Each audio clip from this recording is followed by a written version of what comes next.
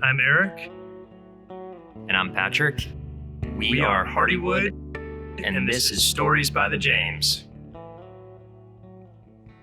Patrick and I have known each other, I think, as long as we can remember. Our parents were friends when we were toddlers, and we met at a community that was around a lake in northwest Connecticut. I think our whole childhood revolved around the lake, anything from sailing to canoeing to the end of summer kind of bonfires on the beach that, ultimately kind of brought the community together. Origin story for Hardywood. Well, we started homebrewing right near the lake, mostly on Eric's parents' back porch. That homebrewing adventure started with being introduced to handcrafted beer at a farm in Australia.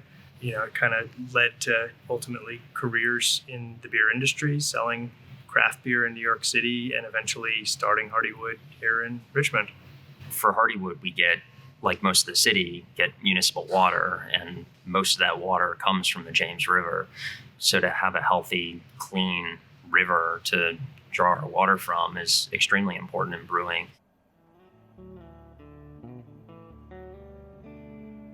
I think the river factors in pretty greatly into our business, mostly because we sell a lot of beer in Richmond. And so we count on Richmond being a vibrant place for tourism and place for people to work and play. Having the river there as a resource and a center of recreation, I think, is extremely important.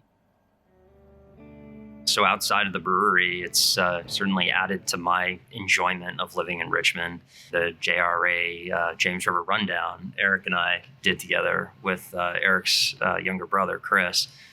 And 100 miles from James River State Park to Richmond.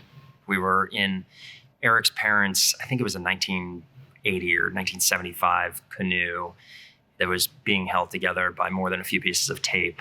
So we invited my brother to add horsepower, yet he scheduled his conference calls while we were supposed to be paddling. I was trying to figure out why we were going so slow, and then I realized, well, we have about an extra 180 pounds in the back that's not pulling its weight.